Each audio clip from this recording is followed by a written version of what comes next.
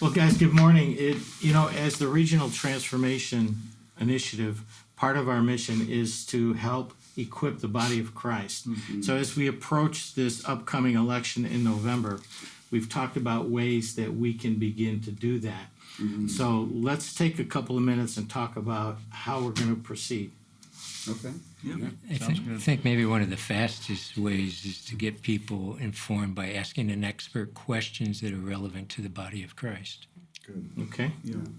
Well, we took some time a few years ago, had the opportunity to have Jason McGuire come in and meet with many of us in the region here in Rochester to talk about the influence that the body of Christ could have on governmental affairs. And that went over very well. Who is Jason? Who's Jason McGuire?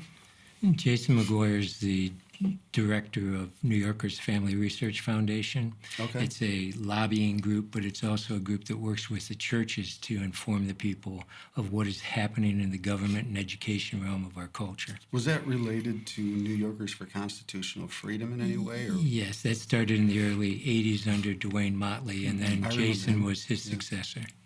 Great. So are you guys suggesting that we bring Jason in to Yes. help address these questions? Yeah, we have a lot of questions. I think it's a good idea. Let's bring Jason in, and I'm sure he can address these questions for us. Great. Okay, I'll give him a call and set it up. let's do it. It's a good idea. Let's go for it. Jason, good to see you again. Oftentimes when we approach elections, I hear from people, this candidate and this candidate, they're looking for the perfect egg, but they can't find it. What should a Christian do when someone doesn't reflect all of their values? Yeah. Oftentimes I hear people describe it to me as, I feel like every time I go to vote, I vote for the lesser of two evils. Well, I tell people, I'm never voting for the lesser of two evils. I'm voting for the candidate that better aligns with my values.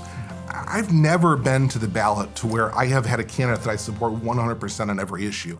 And so when I think about who's on the ballot, I'm trying to identify the key issues that I care about and who better reflects them. Now, truth be told, I'm in New York. Sometimes I'm going to find candidates on that ballot, they may not be pro-life. So what do? Well, even in that case, I look at, if I've got two choices, I will try to find the one who will work closer with me on the issues of life than the other. I know that the makeup of the legislature probably isn't going to overturn, the current abortion law in New York, but are we open to at least having conversations about parental consent and notification laws, things like that? And so when I get to the ballot, I've got to think through who is on that ballot and just with prayerful wisdom, say, Lord, which one is closer aligned to your values? So I never vote for the lesser of two evils. I always vote for the one who is more closely aligned with my values than the other, because ultimately that's what we're going to be dealing with every time we go to the ballot. Excellent. It's a dialogue. Yeah, absolutely. Thank you. Thank you.